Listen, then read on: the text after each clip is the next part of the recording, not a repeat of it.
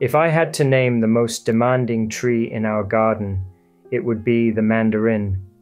Other trees may sulk, but the mandarin is the real diva here. It gives generously, but it never stops asking for attention. And here's the surprise. It came home the same day as our apple and jujube, and we assumed citrus would be easy. We pictured glossy catalogue leaves, effortless blossoms, and baskets of fruit. Instead, we got a compact little tree that grows slowly in height, but throws itself into fruiting as if it has something to prove. From the second year on, it has loaded its small frame with mandarins, quietly rewriting our idea of what easy means in a garden. The reward is that moment in low winter light when you peel a small orange sun and remember why you started. No knife, no cutting board, no sticky plate. It's the most convenient fruit we grow, a glowing symbol of good fortune for the new year. The peel comes off in loose ribbons, releasing that sharp, sweet citrus scent that clings to your fingers long after you finish eating. Segments separate cleanly, the kind of snack you can eat standing in the garden, still in your work gloves, or hand to a neighbor at the gate. In my hometown, mandarins sit in bowls on every table at Chinese New Year, their round shape and golden color standing in for coins and fullness. When I carry a small basket of our homegrown mandarins to a friend's house, it feels like carrying a piece of that tradition across the Pacific.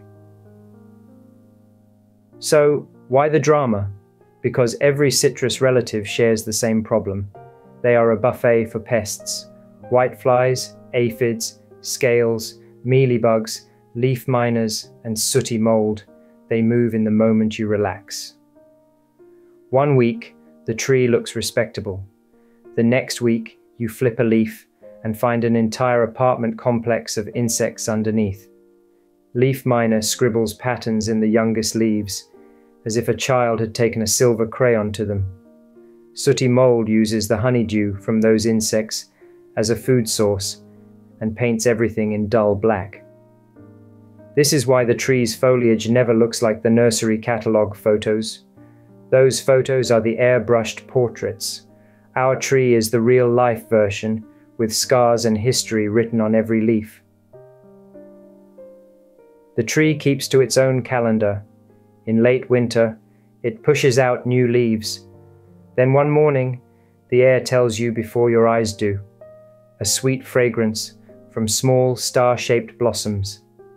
If pollination cooperates, those blossoms turn into tiny green marbles. The flowers are waxy and white, about the size of a thumbnail, each holding a cluster of yellow stamens that bees absolutely adore. Stand beside the tree on a still day, and you can hear a low, constant buzzing as they work their way from bloom to bloom. Over spring and summer, the green marbles slowly swell, staying stubbornly green even as they gradually fill with juice.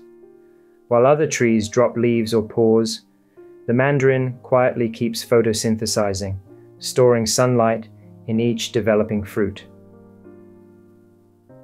The whole growing season, this tree is the thirstiest. We water, we rely on mulch, and we check the roots. A deep soak every week or two in hot, dry weather keeps those shallow feeder roots from drying out, but we also have to avoid drowning them, a constant balancing act in our Southern California climate. This year, the crop was so heavy, 2 branches snapped, a brutal reminder to thin the fruit.